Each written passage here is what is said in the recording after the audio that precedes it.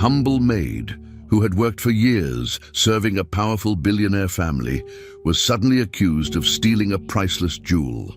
She was dragged into court without a lawyer, humiliated in front of the world, and left completely alone against the influence of the rich.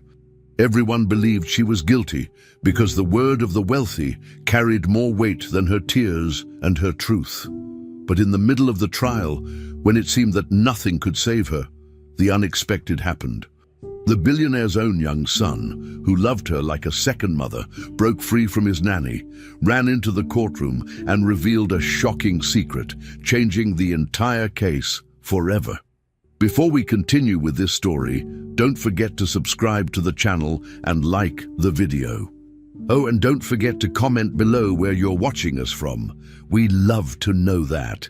Clara had worked for the Hamilton family for many years.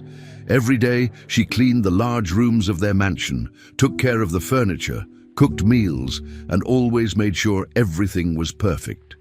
She was quiet, respectful, and deeply trusted by everyone in the house. Over the years, she grew close to little Ethan, the young son of Adam Hamilton. Ethan loved Clara very much and saw her as a second mother. Adam Hamilton, Ethan's father, was a serious man who had lost his wife some years ago. He had been raised by his mother, Margaret, a cold and strict woman who liked to control everything. Margaret had never liked Clara, even though she never said it openly. One day, a valuable family jewel suddenly went missing. It had been in the family for generations, and Margaret immediately blamed Clara. She said Clara was the only outsider in the house, and it had to be her. Clara was shocked and confused by the accusation. Margaret didn't wait for an investigation. She went straight to Adam and told him Clara must have stolen the jewel. She pointed out that Clara was poor and probably needed money. Adam, although unsure, trusted his mother's judgment. She had always been firm and persuasive. Clara tried to explain that she would never do such a thing. She begged them to look for the jewel again. Maybe someone misplaced it, but Margaret didn't want to hear it. Adam looked at Clara and, even without real proof, gave in to his mother's pressure.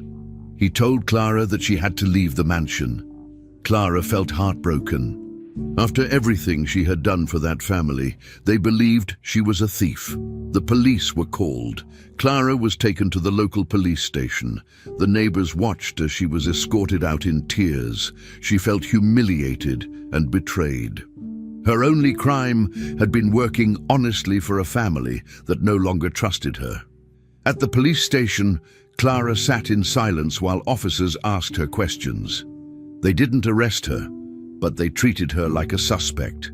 Clara had no lawyer, no money, and no one to speak on her behalf. Her world was falling apart. She was allowed to go home, but she was told she would have to appear in court soon.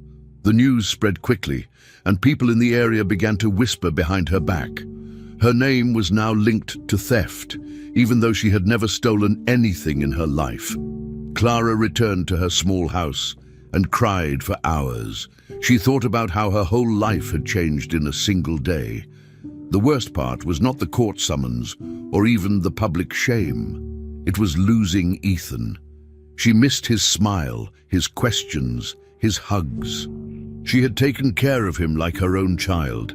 Now, she didn't know if she would ever see him again. In the days that followed, Clara received a letter from the court. She was being formally accused of stealing the jewel and had to prepare for trial. Clara had never been in a courtroom before. She didn't know how the legal system worked. She didn't have money for a lawyer, and she felt completely lost. She tried to contact some people she knew, but no one wanted to get involved. They were afraid of the Hamilton family. They were rich, powerful, and influential. Clara felt small and powerless. She walked through the streets with her head down, afraid to face anyone. At night, she couldn't sleep. She kept going over everything in her head: the jewel, the accusation, the coldness in Adam's eyes, the silence of the people around her. Each moment felt like a weight on her chest. She couldn't believe that after so many years of loyalty, she was being left to fight alone, without any help or support. Despite all the pain and confusion, Clara received one small ray of hope. A few days after the accusation, she heard a knock at her door. It was Ethan. He had run away from the mansion and come to see her. He hugged her tightly and started to cry. He said he didn't believe what his grandmother said. He told Clara he missed her and that the house wasn't the same without her. Clara cried too. She hadn't expected to see him again. Ethan brought her a small drawing he had made. It showed him holding Clara's hand. That moment gave Clara strength. Even though she had lost her job, her home in the mansion, and her dignity, she had not lost Ethan's love.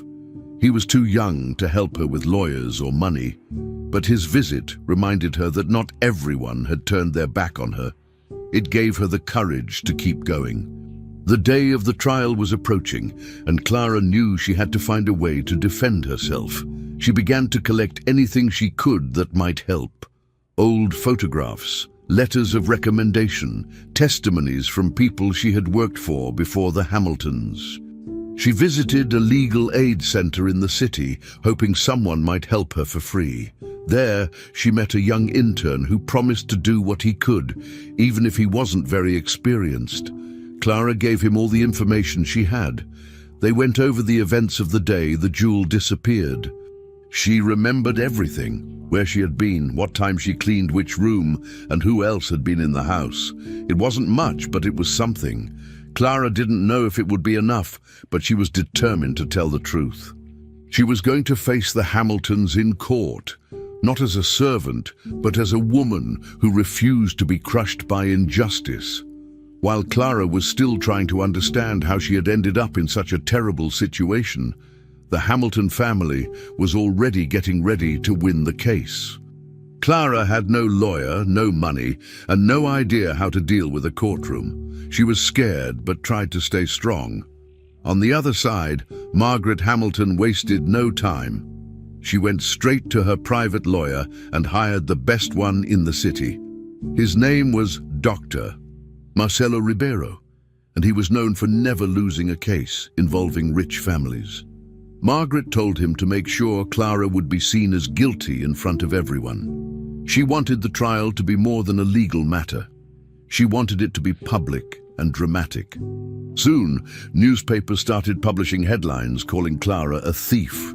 News websites and radio shows repeated the same story: housemaid steals from Hamiltons.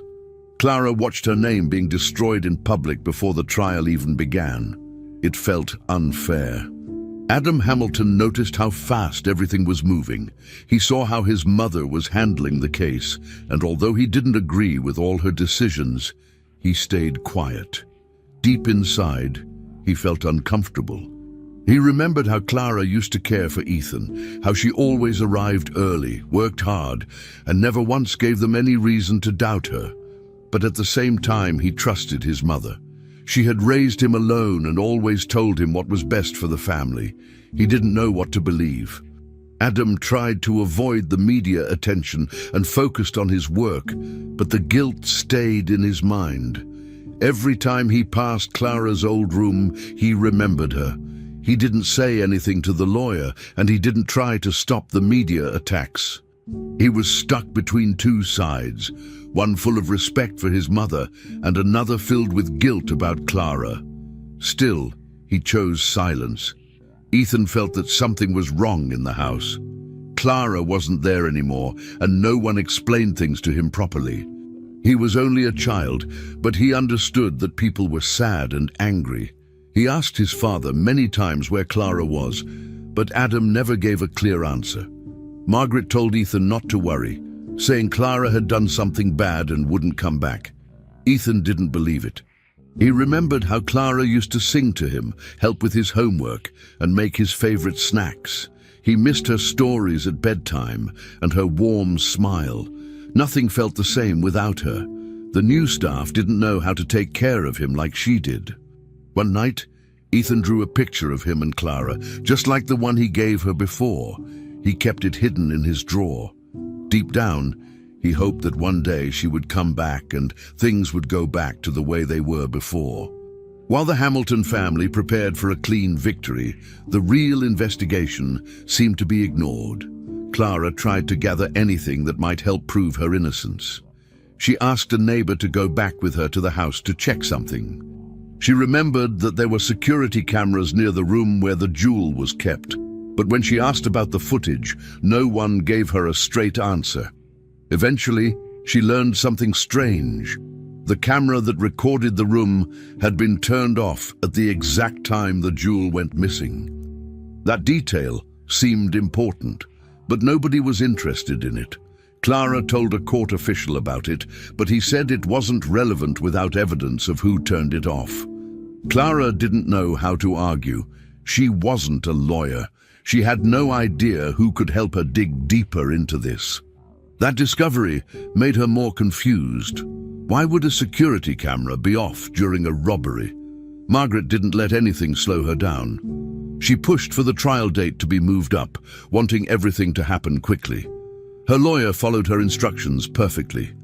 He prepared statements to show how trustworthy the Hamilton family was and how suspicious Clara had always been, even without evidence.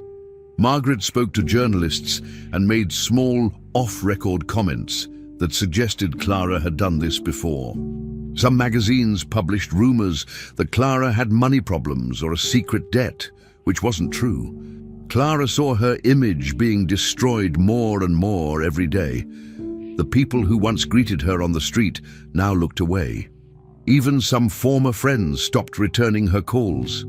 Clara felt like the world had turned against her, and she hadn't even had the chance to speak. She kept telling herself she was innocent, but with everything going on, it seemed like no one wanted to listen. The system had already made its choice before she could defend herself. As the trial day approached, Clara felt a heavy pressure on her shoulders. She barely slept at night. The newspapers still called her a criminal. Her court-appointed defender barely talked to her, and when he did, he acted like her case was just another file on his desk. Meanwhile, Margaret made sure the courtroom would be full of reporters and important people. She wanted the public to see that no one steals from the Hamilton family and gets away with it. Adam still didn't speak.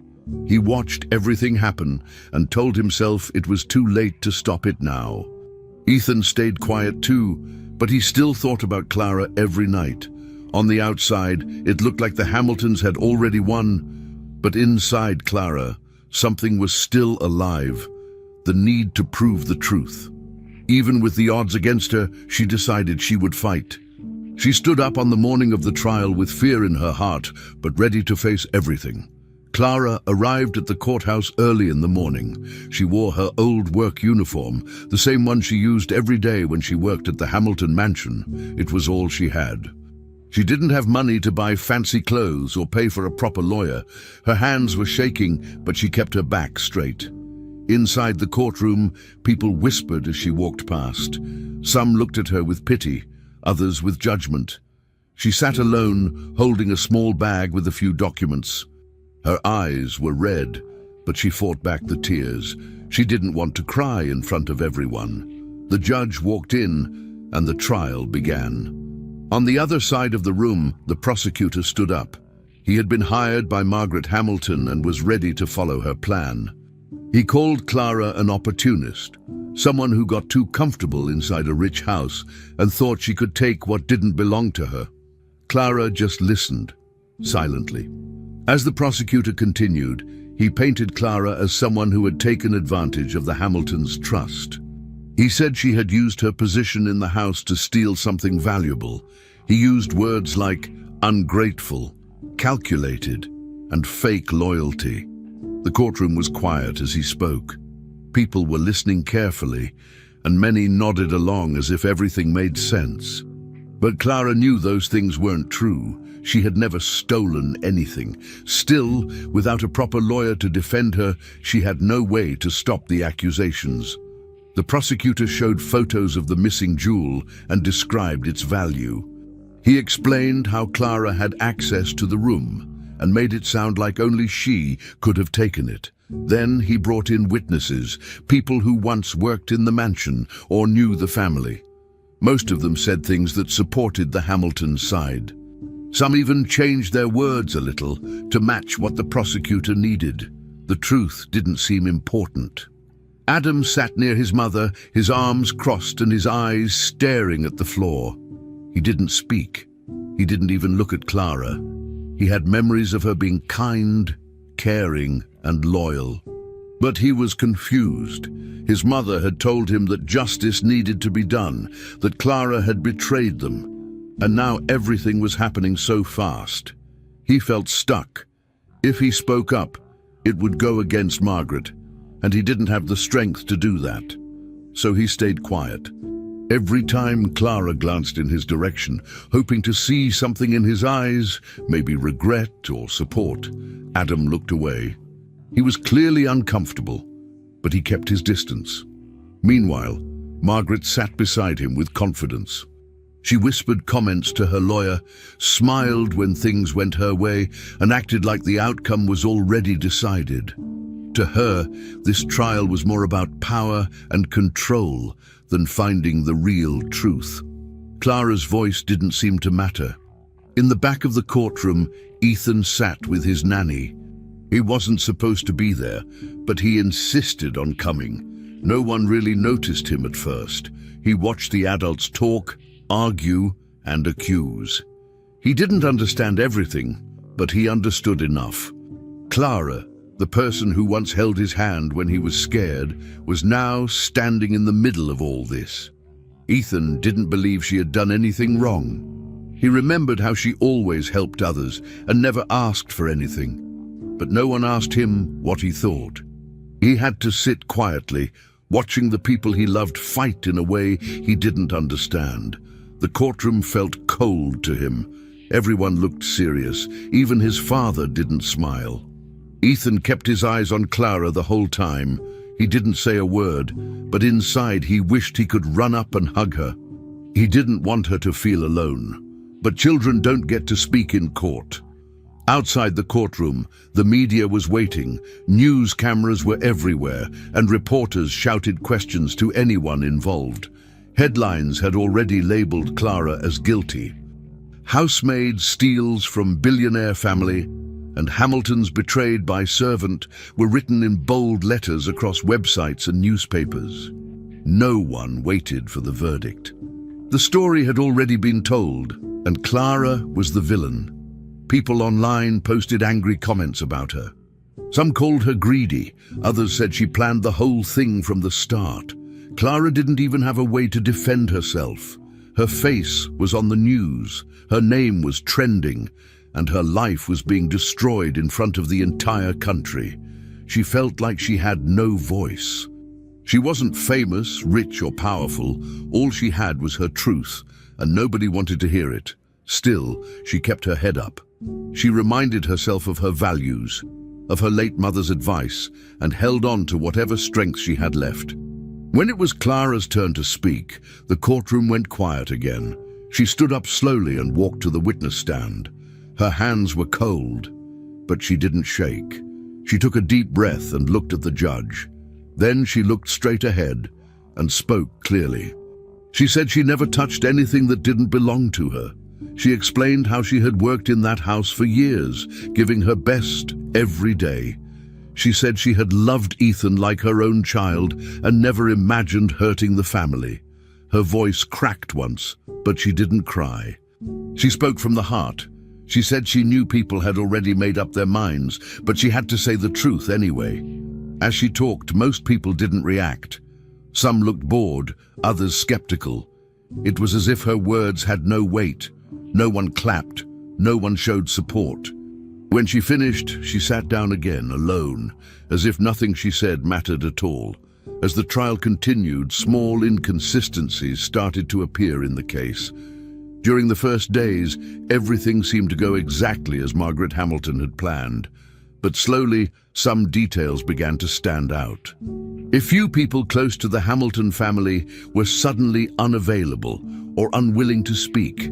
The old housekeeper, who had worked at the mansion even longer than Clara, was mysteriously removed from her position. No one explained why. When Clara's court-appointed helper tried to reach her for a statement, the woman refused to comment. Then, one of the younger maids quietly told someone that she had seen Margaret entering the jewelry room late at night, just before the jewel disappeared. But the maid quickly backed off, saying she was afraid of losing her job. Fear was everywhere. The more Clara listened to these fragments of truth, the more confused she felt. She knew something didn't add up, but without support, she had no way to dig deeper or prove any of it. Inside the mansion, things weren't as calm as they looked. Ethan had been paying close attention to what was happening. Although he was still very young, he noticed the sudden change in how adults behaved around him. People whispered more, avoided certain topics, and changed the subject when he asked questions. Ethan started remembering something that had happened the night the jewel disappeared. He had seen someone moving around near the jewelry room when he got up to get water. But when he told his grandmother what he saw the next morning, she told him it was just a dream and not to mention it again. At the time, he believed her. But now, after seeing Clara in court and hearing how she was being treated, he wasn't so sure anymore. Ethan tried to talk to his father, Adam, about what he remembered. He waited for the right moment and finally approached him, but Adam seemed distracted and didn't listen. Ethan felt invisible. Margaret began noticing that Ethan was acting differently. He asked more questions and didn't seem interested in the toys she bought him. At first, she ignored it, but soon she realized he was thinking too much about Clara and the trial. She decided to act quickly. She told Ethan not to worry about grown-up problems and started spoiling him with new video games, treats, and a promised trip to the amusement park. She hugged him more often and told him how special he was. But behind all the affection, Margaret was trying to keep control. She feared that if Ethan spoke up, someone might start asking questions, so she kept him close and distracted. When Ethan mentioned again that he remembered something from the night of the theft, Margaret smiled and told him she believed him, but that it was better not to say anything. She said people might get confused and blame him. Scared, Ethan stopped asking and kept his thoughts to himself. Clara, on the other hand, was running out of hope. The trial wasn't going well, and her court-appointed defender barely talked to her. Every day, she went to court feeling smaller, as if nothing she said mattered. She still wore her old uniform because it was the only formal clothing she had. People stared at her like she was already guilty. One afternoon, as she returned home, tired and emotionally drained, she heard a knock at her door. A young woman stood there, holding a folder. She introduced herself as Emily, a new lawyer just starting her career. Emily had been following Clara's case in the news and felt something wasn't right. She said she didn't have much experience, but she believed Clara was telling the truth. Clara was surprised. No one had believed her in weeks. Emily asked if she could represent her officially. Clara hesitated at first, but quickly agreed. She had nothing left to lose and needed someone, anyone, who was willing to help. Emily began reviewing everything she could about the case. She stayed up late reading the court transcripts, watching the news reports, and writing down every detail Clara shared. She noticed how many statements seemed inconsistent. She also found it strange that no one had questioned why the main security camera in the jewelry room was turned off that night. Clara told her about the maid who mentioned seeing Margaret, but they didn't know how to find her. Emily took notes, made a list of people to talk to, and promised Clara she would do her best. She went to the courthouse to file the paperwork to officially replace Clara's old defender. The judge agreed, even warning Emily that this case was complicated and risky. Emily didn't back down. She knew she was inexperienced, but she believed in justice and in giving people a voice. Clara felt, for the first time in weeks, that she was not alone. Emily's presence gave her a small but powerful hope. While Clara and Emily worked quietly to prepare for the next steps, the Hamilton mansion remained full of secrets. Some of the staff were clearly nervous. A few maids avoided eye contact. Some stopped speaking to each other entirely. Margaret acted as if nothing was wrong, controlling everything with a smile. Adam, meanwhile, stayed quiet and distant, still unsure of what to believe. Ethan kept thinking about the night he saw something, someone, walking down the hallway. He knew what he saw. He didn't know how to explain it, but he wanted to help Clara. Every time he saw her in court, his heart felt heavy. But his grandmother's warnings kept playing in his head. He didn't want to cause trouble or make people angry, so he stayed silent. Margaret continued to watch everyone carefully, especially Ethan. She gave him more gifts and said nice things, but it was clear she was hiding something. The truth was close, but still locked inside the mansion. Emily started her investigation with care and patience. She visited the courthouse archives and asked for every document related to the Hamilton mansion and the supposed theft.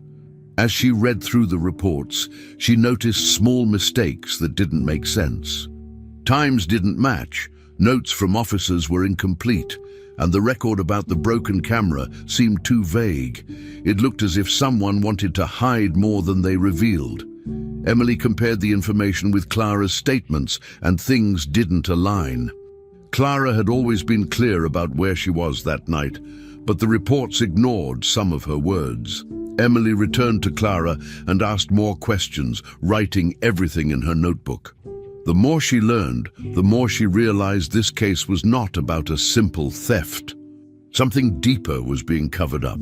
She decided she needed to go to the mansion itself to look around and maybe find answers that were missing from the official papers. While Emily was busy with her investigation, Ethan continued to feel restless. He had questions that no one seemed willing to answer. One afternoon, while Margaret sat in the living room reading, Ethan gathered courage and asked again about the night the jewel disappeared. He said he remembered something and wanted to know if Clara was really guilty. Margaret lowered her book, stared at him coldly, and told him to stop asking. She said adults had solved the matter and children should not get involved. Ethan didn't back down. He asked again why she was near the jewelry room that night. Margaret's face hardened. She warned him that if he kept insisting, she would send him away to a boarding school far from home. Ethan froze. The thought of leaving his father terrified him. Margaret leaned closer and repeated her warning. Ethan stayed quiet after that, but the fear inside him grew stronger. He knew his grandmother was hiding something, but he also knew she was dangerous. Adam, meanwhile, was under growing pressure. The media kept asking questions about the case, and people outside the family began to whisper that the Hamiltons were hiding details. The trial was becoming a spectacle, and Adam couldn't escape the attention. One night, he sat alone in his office and opened old recordings stored on his computer. He wasn't looking for proof about the jewel. He wanted to remember better times. As he scrolled through the files, he found a video of Clara with Ethan, taken shortly after his wife's death. In the video, Clara was sitting with the boy in his room, comforting him while he cried. She told him he was loved and safe, holding him until he calmed down. Watching the scene, Adam felt something shift inside him. He realized Clara had been more than an employee. She had been family. For the first time, he doubted his mother's certainty. Maybe Clara wasn't guilty. Maybe he had been wrong. Emily's search led her to an important discovery. She managed to speak with someone who had attended a charity event a few days after the night the jewel supposedly disappeared. That person told her they saw Margaret Hamilton wearing the exact same jewel at the event. Emily was shocked. If the jewel had been on Margaret's neck at the gala, then it was never stolen in the first place. She quickly looked for photos or news articles from the event, and for a short time, she found one picture online showing Margaret in a dark dress with the jewel shining around her neck. Excited, she saved it and prepared to add it to Clara's defense.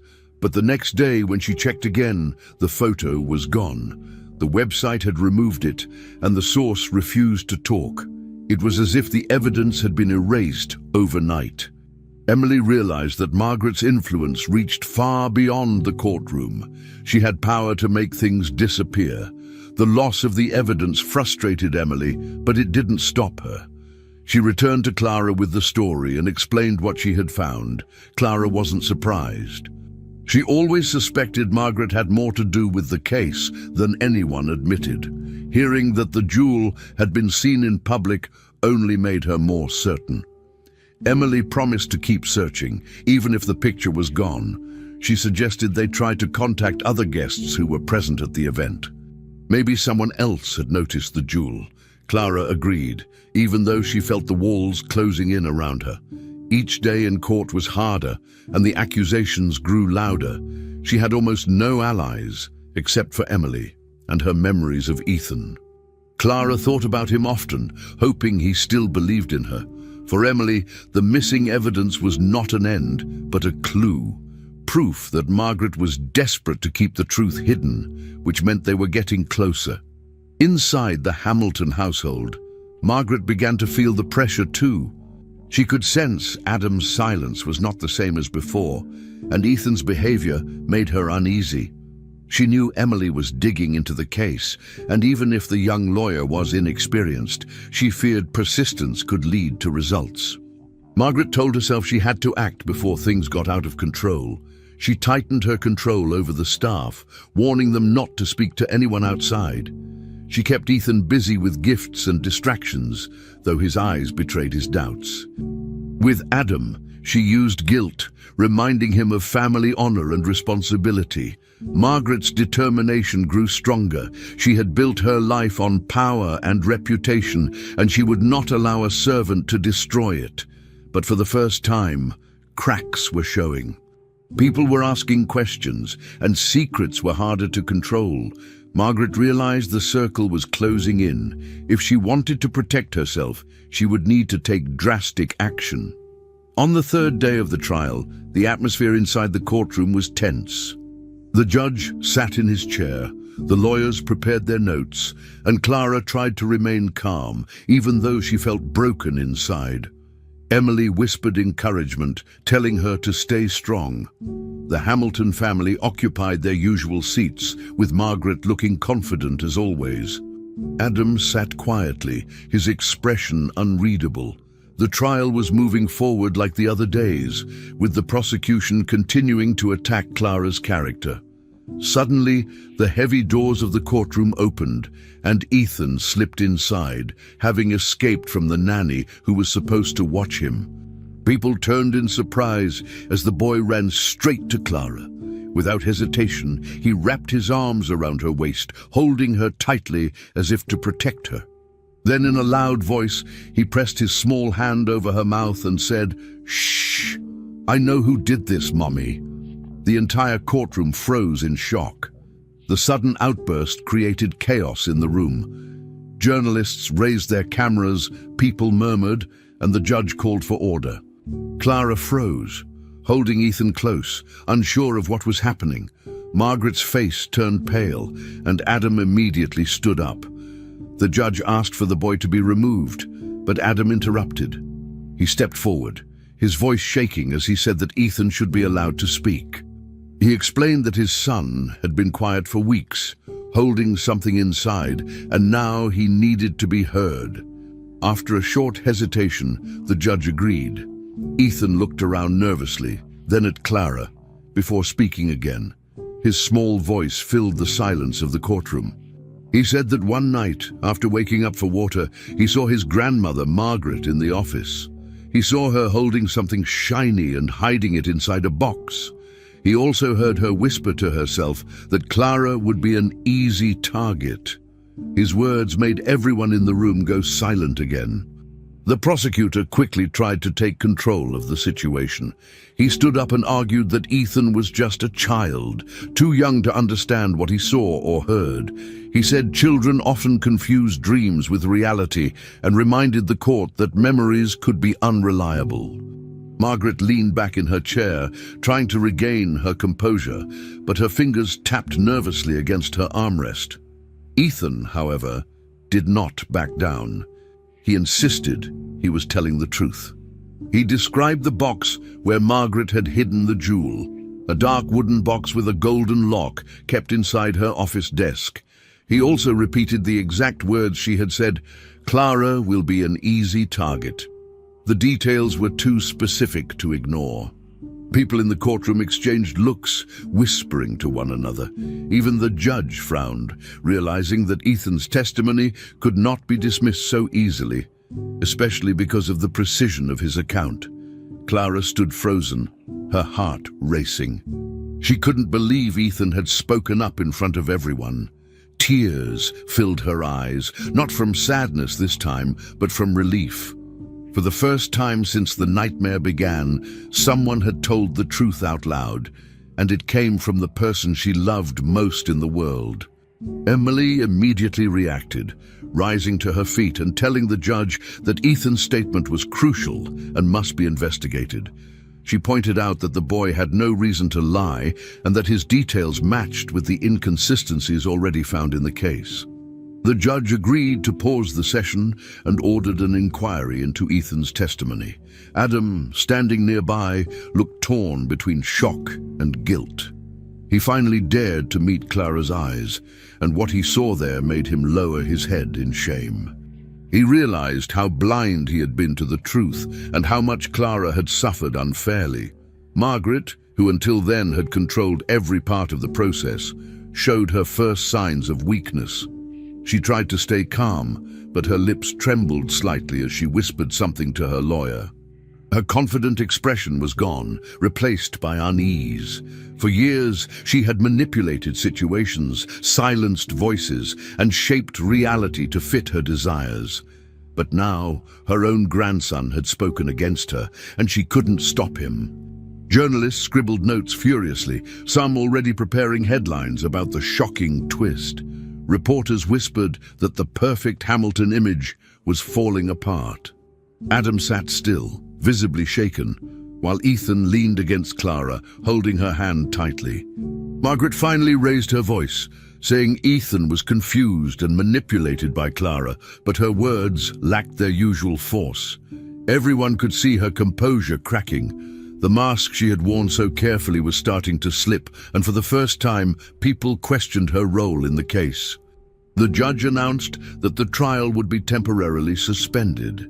He said Ethan's testimony raised serious questions that needed to be investigated before moving forward. Officers were instructed to review the office in the mansion and check for the wooden box Ethan described. Emily smiled faintly at Clara, whispering that this was their chance. Clara, though overwhelmed, felt a wave of hope. For weeks, no one had believed her, and now the truth had finally begun to surface through Ethan's courage.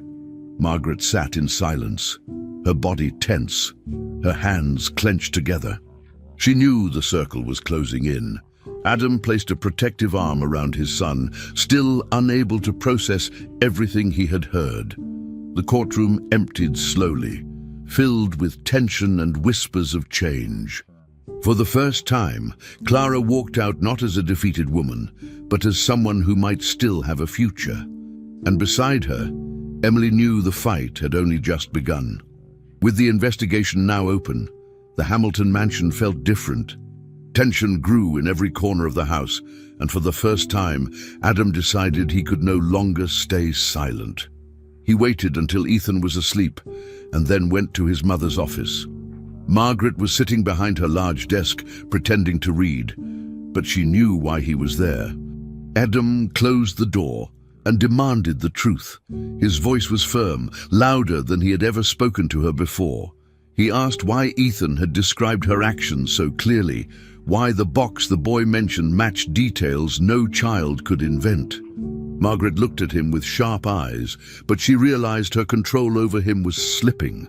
Adam pressed again, telling her he could not continue defending her if she didn't explain.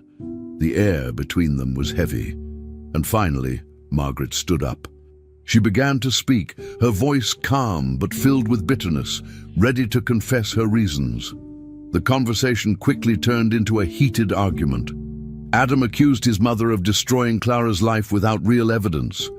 Margaret answered by saying Clara had been growing too close to Ethan, filling a role that didn't belong to her. She said Ethan saw Clara as a mother, and even Adam looked at her differently, almost as if she was replacing his late wife. Margaret's tone was cold, but emotional. She admitted she felt threatened. She feared Clara would take control of the family, and she couldn't allow that. Margaret explained that she never intended to cause so much damage. Her original plan was only to scare Clara, to remind her of her place, but things escalated when the jewel went missing. Once the suspicion fell on Clara, she let the lie continue, thinking it would protect her family's legacy. Adam listened in silence, devastated. He realized how much his mother's fear had blinded them all, and how his silence had made him part of the injustice. Adam walked out of the office in shock. For years he had trusted his mother completely, but now he felt betrayed. He remembered every moment Clara had shown kindness and how he ignored it under Margaret's influence. He went to Ethan's room and sat beside his sleeping son. He thought about how Ethan had been braver than him, speaking the truth when adults stayed quiet. That night, Adam made a decision. He went back to Margaret's office, not to argue, but to search. He opened drawers, moved books, and finally discovered a small safe hidden behind a cabinet. After several attempts, he managed to open it with a key he found in Margaret's desk. Inside, he saw the missing jewel, carefully wrapped in cloth. But that wasn't all. The safe also contained envelopes with money, documents, and other items that didn't seem to belong there. Adam stared at the contents, realizing this was the proof that could finally change everything. The next morning, Adam didn't hesitate. He carried the safe to the police station and handed it over. The officers were surprised, but they immediately began taking notes and recording the evidence. Adam explained where he had found it and how it confirmed Ethan's testimony. He admitted that his mother had been hiding the jewel and possibly other valuables. The police thanked him and promised to include the discovery in the investigation. Adam felt a mix of relief and guilt. He had done the right thing now, but it came too late to undo the damage Clara had already suffered. Outside the station, reporters were waiting, and news spread quickly. Headlines changed overnight. Instead of calling Clara a thief, the media began to focus on Margaret Hamilton's involvement.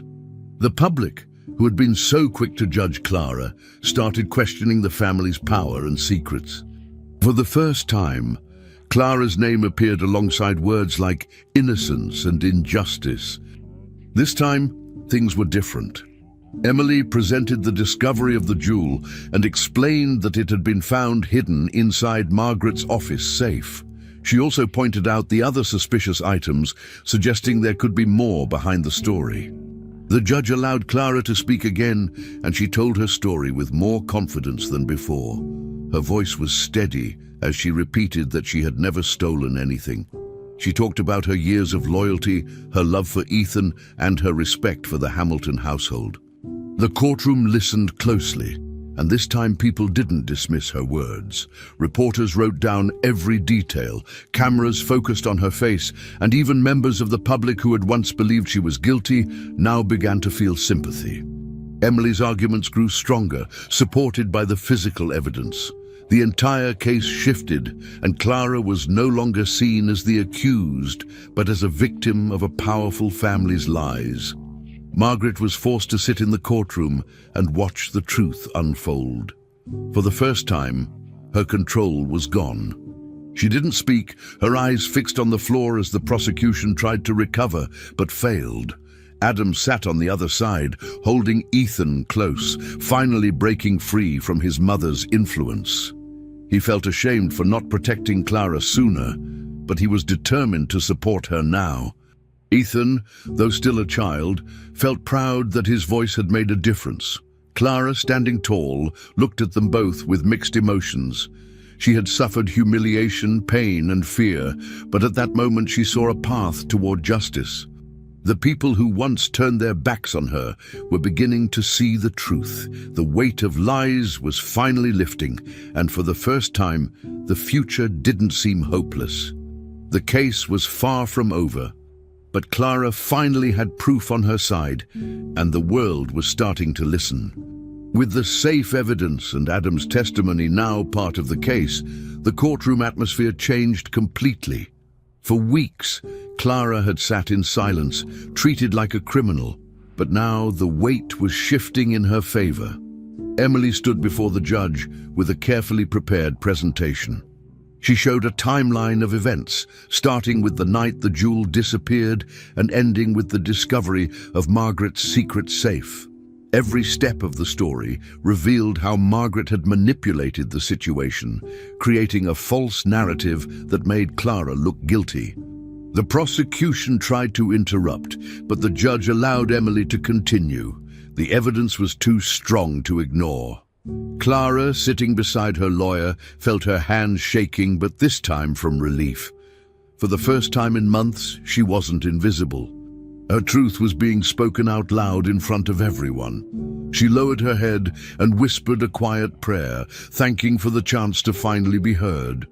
The judge listened carefully, taking notes as Emily explained each point. She showed how Clara's access to the jewelry room had been exaggerated, how the broken camera had been conveniently ignored, and how witnesses were influenced by Margaret's power. Emily then connected these details with the jewel being seen at the charity event, tying the pieces together. Adam stood and confirmed his part, admitting his silence had made him an accomplice. His words were heavy but honest, and the courtroom reacted with murmurs of surprise. Margaret, sitting in the front row, remained stiff, her lips pressed tightly together. She avoided eye contact with everyone, especially Adam and Ethan. The judge finally raised her hand and declared that the process had been flawed from the beginning. She said Clara should never have been held under suspicion for so long without proper evidence. With that, she announced Clara's immediate release. The courtroom filled with noise, some gasps, some applause, as people realized the tide had turned. As soon as the decision was spoken, Ethan broke free from his nanny's grasp and ran across the room. Without hesitation, he jumped into Clara's arms, holding her tightly. "You're my heart, Mommy," he shouted, his voice echoing in the silent courtroom. The words touched everyone present. Some people cried, others clapped softly, moved by the child's honesty and love. Clara hugged Ethan with all her strength, tears streaming down her face. She whispered to him that she would never leave him, no matter what people had said before. For Clara, that moment meant more than the judge's ruling. It was proof that she still had Ethan's love and trust. The journalists captured the scene, their cameras flashing, and within minutes the image was spread across the media. A woman once condemned was now embraced as a symbol of hope and resilience. Clara didn't think about reputation or headlines, but about the boy who gave her strength to keep fighting. Outside the courthouse, the media exploded with the news. For weeks, headlines had called Clara a thief, a liar, and a disgrace. Now, those same outlets wrote news stories, describing her as brave, strong, and innocent. Television anchors spoke about injustice, while online articles praised her dignity throughout the ordeal. Comment sections filled with people apologizing for judging too quickly, and some even called Clara a symbol of resistance against abuse of power. For Clara, however, the noise of the media wasn't important. She didn't want fame or revenge. All she wanted was her name cleared and her life back. She told Emily she didn't plan to sue the family or demand money. Her only goal was to walk freely without shame and to live without people whispering behind her back. Emily admired her humility, knowing many in her place would have demanded more. Clara's victory was not about punishing Margaret, but about regaining her dignity. Adam took the opportunity to address the press gathered outside. He admitted publicly that he had failed Clara by believing his mother without proof. He explained how he had allowed her influence to silence him and how his silence had caused harm. Reporters asked difficult questions, but Adam didn't hide. He apologized directly to Clara, not as part of a legal strategy, but as a father and a man who had been wrong. Clara listened quietly, not answering right away, but her eyes showed she appreciated his honesty. Ethan stood by Adam's side, smiling for the first time in weeks. The boy's relief was visible, as if the heavy burden he carried had finally been lifted.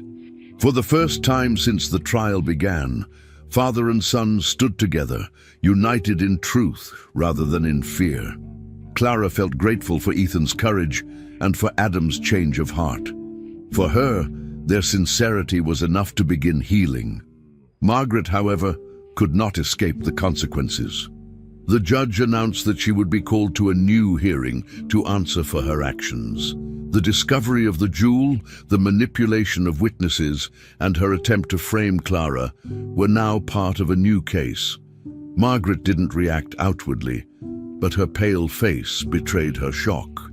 She was escorted out of the courtroom by her lawyer, who avoided the press at all costs. Reporters shouted her name, demanding answers, but she said nothing. Clara watched from a distance, not with anger, but with a sense of closure. She had no desire to hurt Margaret further. Her only wish was to be left in peace, to rebuild her life, and to give Ethan the love and security he needed. As the day ended, Clara walked out of the courthouse free, holding Ethan's hand. Justice had finally begun to restore what had been broken, and a new chapter in her life was ready to start. When the court reconvened, Margaret made one last attempt to regain control.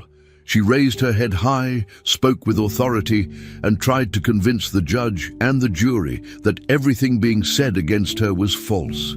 She insisted Ethan was confused, Adam was emotional, and Clara was manipulating the situation through sympathy. For a moment, the courtroom was quiet, but then Emily stood up with documents and testimonies she had gathered. She presented written statements from staff who had left the mansion, people who were now willing to talk. With Margaret's influence weakened, they admitted details they had been too afraid to share before. One maid confessed that Margaret had pressured her to lie during the first hearings. Another employee revealed Margaret often used intimidation to control the staff. Slowly, Margaret's arguments fell apart, piece by piece. The more she tried to defend herself, the more her words looked desperate and hollow compared to the solid evidence in front of everyone. As testimonies continued, shocking details from the past came to light. It was revealed that this was not the first time Margaret had accused an employee of theft without proof.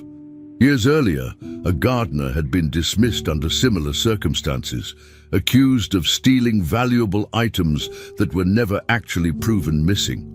Another worker admitted she had been threatened by Margaret after refusing to cover up an incident. The courtroom gasped as these stories surfaced.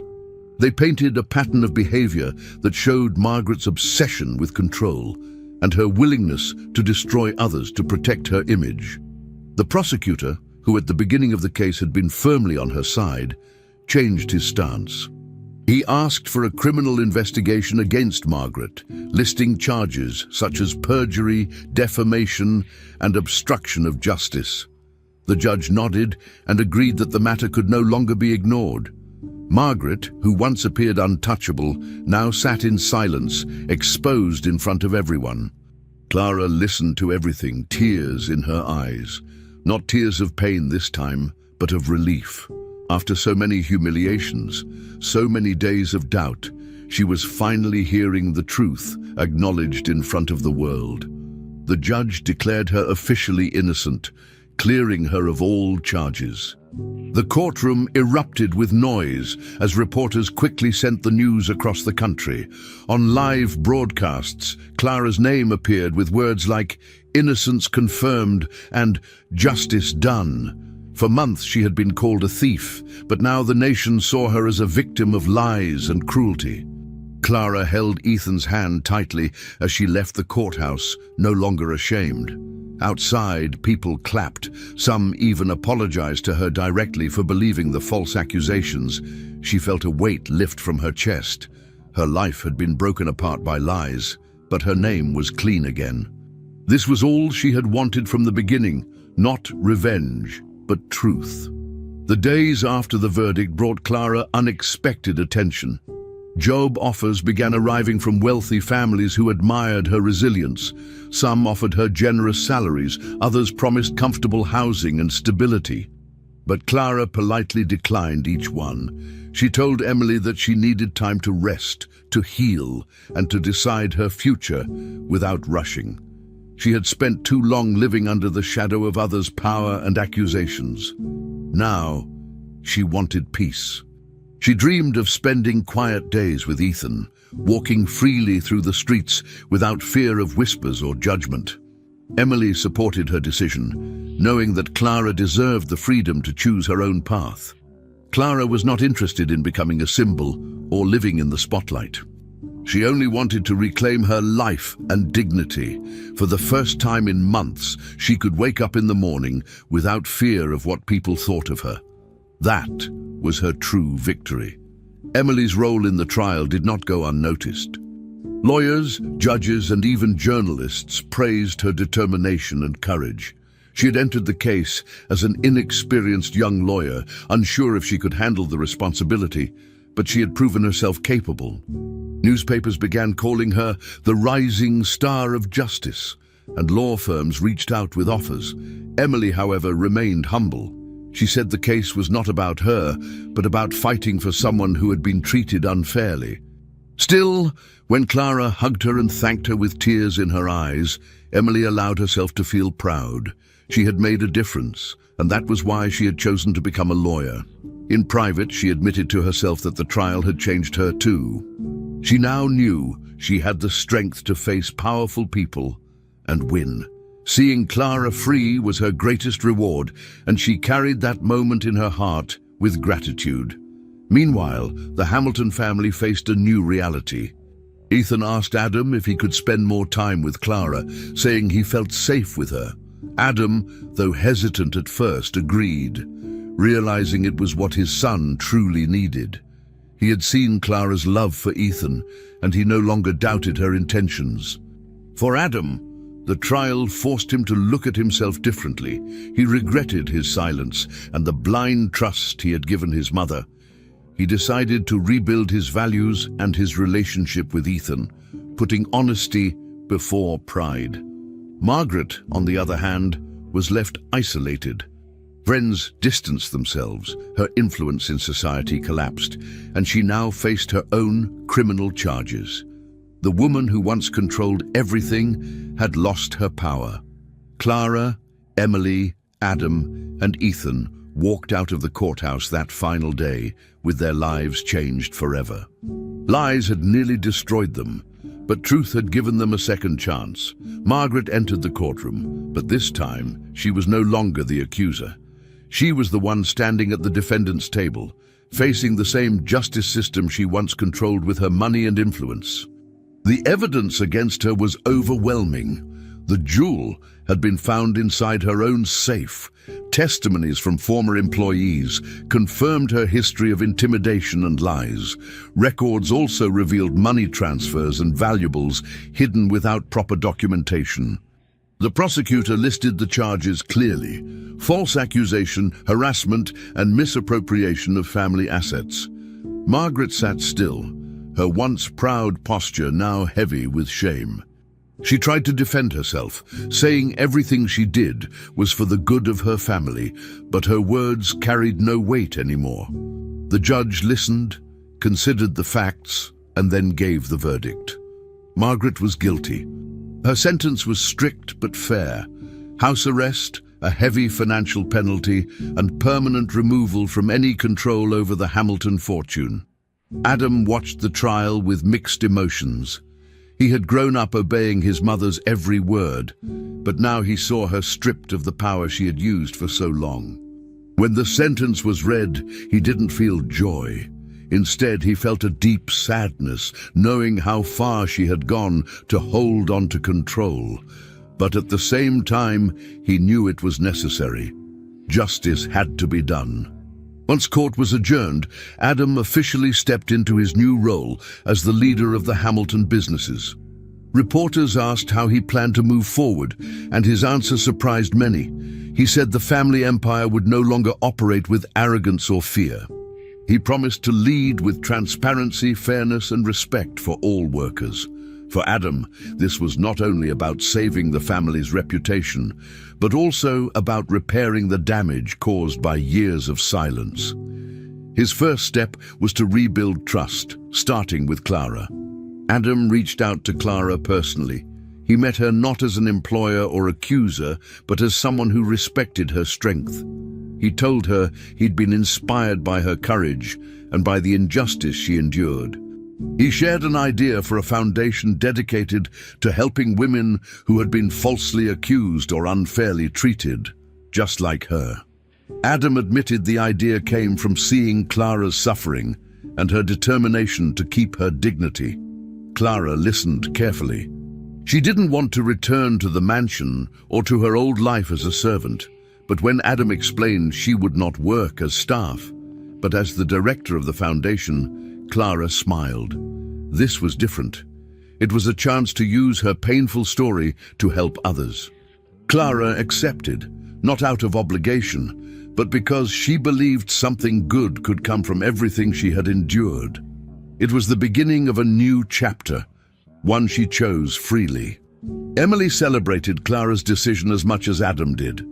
The young lawyer saw her former client now stepping into a leadership role that she fully deserved. At the foundation's announcement, journalists called Clara a symbol of resistance and dignity. But Clara herself avoided those titles. She insisted she was just a woman who wanted to live honestly. Still, she worked with Emily to shape the foundation's mission, providing legal aid, emotional support, and opportunities for women silenced by power. Adam provided the funding, but Clara made the rules. She was no longer cleaning floors or living under suspicion. She was directing meetings, hiring staff, and planning campaigns. For Emily, watching Clara grow into this role was proof that justice wasn't only about courtrooms. It was about giving people back their voices. The foundation became a living example that the truth could survive, even against wealth and influence, and Clara's name now carried respect, not shame. Ethan adjusted to the changes better than anyone expected. He still spent time with his father, visiting the Hamilton estate when necessary, but he preferred being with Clara. He told her once, in his innocent way, that she was his real mom in the heart. Clara smiled and told him he would always be part of her life. Adam supported their bond, understanding that Ethan's happiness depended on feeling safe and loved. He no longer tried to erase Clara's presence from their lives. Instead, he encouraged it. For Ethan, the two worlds finally made sense: the luxury of his father's side and the warmth of Clara's care. He knew exactly where love and truth lived. Whenever he looked at Clara, he remembered the courage it took for her to stand strong when everyone turned against her. Ethan's laughter returned, his nightmares faded, and he once again felt like a child, free to dream. As the months passed, Clara learned to breathe again. The fear that once followed her disappeared. She walked through the city without shame, no longer hiding from people's eyes. She worked hard at the foundation, but also allowed herself moments of rest, surrounded by Ethan's joy and Emily's friendship.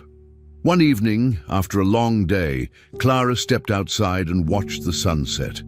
The colors in the sky reminded her of everything she had survived. She thought of the courtroom, the lies, the humiliation, and the pain. But now she was free, and she didn't need to shout or fight anymore. The truth had spoken for itself, and it had won. Clara closed her eyes, letting the peace sink in. For the first time in a long while, her heart was calm. The story that began with accusations ended with justice. The sun disappeared slowly, and Clara smiled, knowing she had found her place in the world again. Finally, we've reached the end of this story. I'm extremely happy that you've made it this far. Thank you very much for watching. Comment below what you thought and what was the best or worst part. Don't forget to subscribe. Until next time.